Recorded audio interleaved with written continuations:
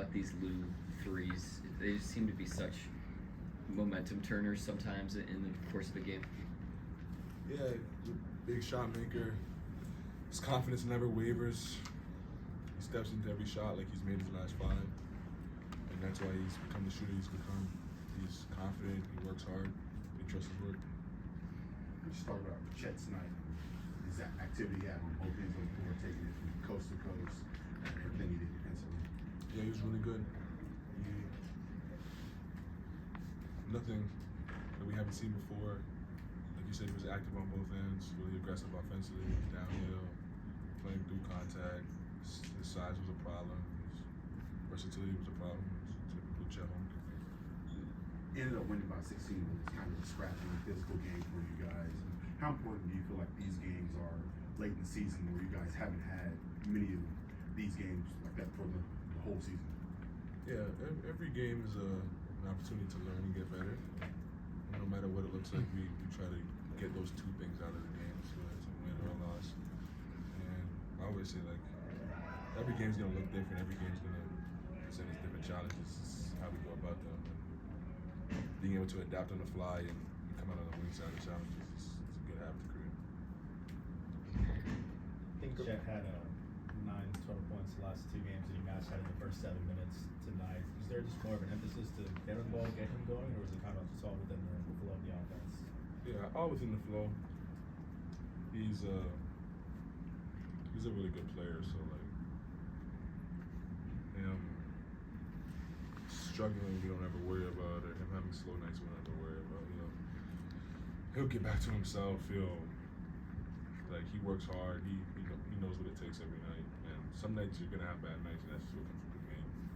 And tonight he did not have a bad night. And yeah, that's what we expect him to bounce back from. Kaysen was asked what it was like to guard you, and he said that he can't predict what you're going to do because you don't always know what you're going to do, and so he doesn't really have any advice for anybody. Can you just talk about like the creativity that you have, like when scoring? You're having one of the best scoring seasons for a guard in the history of the NBA. Just talk about just what it's been like this season, just scoring the basketball. Yeah, it's been fun. It's been a ride. I'm just at the end of it having fun playing basketball. I think that's what I pointed all to. Like I'm not out there thinking about scoring or thinking about how I want to score or when I want to score. It's just like I have all these things in my bag, I guess you can say, and I go out there and read and react to the defense is giving me, and I just try to take it and be aggressive and confident with it. Look up at them every night and following that formula usually goes well for me. So it's just been fun. And Dennis Schroeder seemed to be having a pretty animated conversation with you at the end of the game. Would you care to share anything about that? It was nothing. We go to Cliff now? Yeah. It's okay, hit it, Cliff. Yeah. When teams come at y'all like that, with a little bit of extra energy and a little bit more words to say, like it seems like I've seen a couple of games where that's happened and you guys seem to feed off of it a little bit and it actually works for you. Is that something that you guys just kind of take in stride with it, or is that different than other teams? Like the way Detroit brought it specifically, is that different than other teams? And is it something that y'all take in stride? We know every team that has something they hang their hat on, and every team has something that like is part of their identity and helps them win games. And every night they're gonna play against us, come into our building and try to do so. And whatever that looks like, it's gonna be different for all the other 29 teams in the NBA.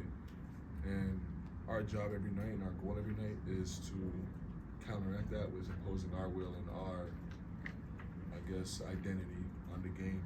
And usually when we do so, we end up in the win column.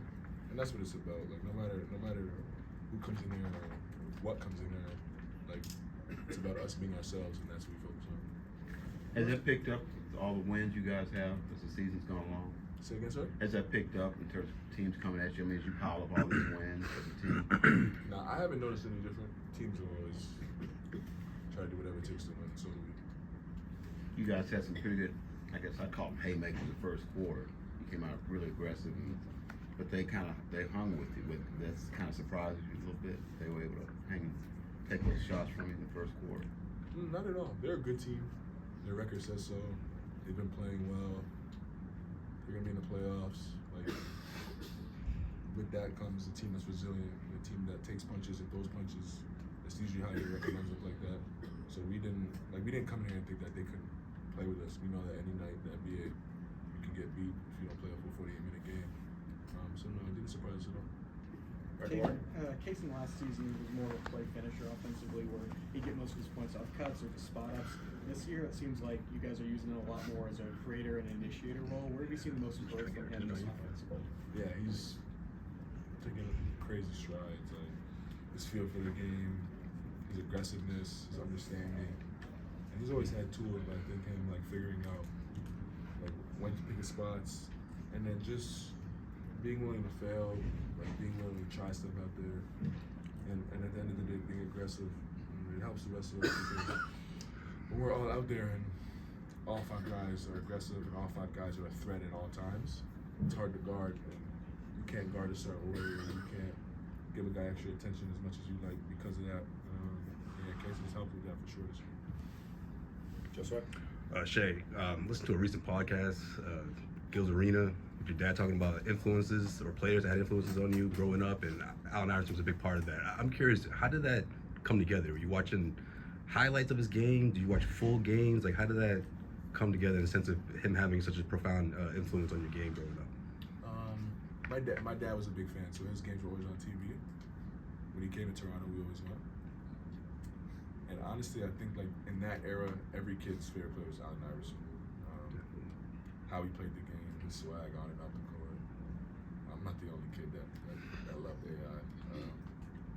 Yeah, definitely. Thank you, Shaq. Thanks, Shay.